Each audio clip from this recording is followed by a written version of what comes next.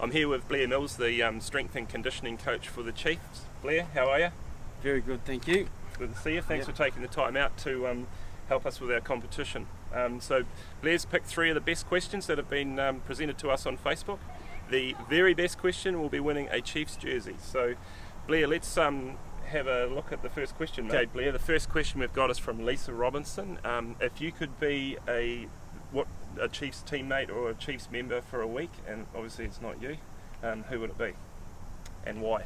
I think I'd have to stick with the management, so I'd say Dave Rennie, the head coach, or Stuart Williams, the team manager, because they're on the big bucks, and it'd be great to live like a king for a week and experience their life for a week. Definitely, I can understand that. So we've got some big aspirations from the strength and conditioning coach to head coach, kind of some good synergies there. Right, the second question we've got is from Gary Halliday, and he's asked who you think the toughest competition is going to be this year for the title. Who do you think is going to be the one to knock off? The coaches would say the next team, but I'd say all the Kiwi teams are probably the hardest and take its toll physically the most, and probably the Lions also, they're very strong too, so Kiwi teams and the Lions. So based on that response, we've actually got an All Black coach in the making here, because really you gave us nothing there. So who do you think? You've got to pick a team. I'll go with the Hurricanes. There you go, Yep. It's the Hurricanes, right. Yep. The third question is from Belinda Dunn, and it's more in your field of expertise here.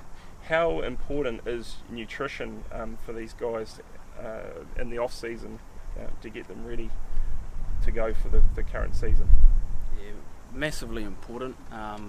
We've got a great dietitian, Dane Baker, who is a leader in his field in New Zealand, and he does most of the work in educating the players and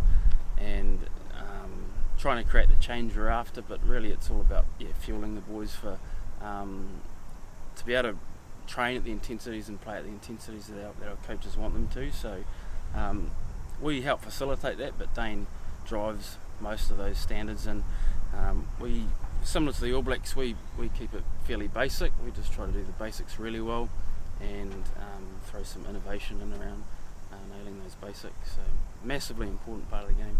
So it is strict in the off-season as well as during the season. I suppose you don't know what they're doing, but do you think you lay out a bit of a plan for when they're off as well as when they come back? Yeah, I think it becomes a bit of a lifestyle change for the guys, and as they become more experienced, they kind of know the requirements in terms of nutritionally, and it's also about the standards that we sort of set as a team and as a group, and the leading players drive those standards pretty high in our environment. So our team's generally pretty lean.